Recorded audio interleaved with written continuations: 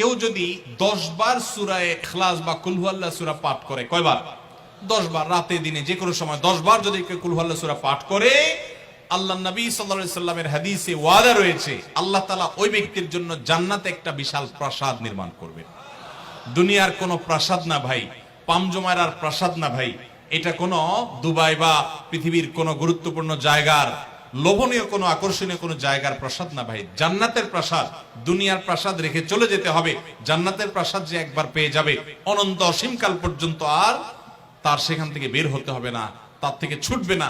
আল্লাহ আমাদের সবাইকে ফজিলত অর্জন করার তৌফিক দান করুন, আমিন। তাহলে সূরা ইখলাস 10 বার মাঝে মধ্যে পড়তে যদি আমরা চেষ্টা করি, পুরা সূরাটা একবার পড়তে 1 মিনিট সময় কিন্তু লাগে না।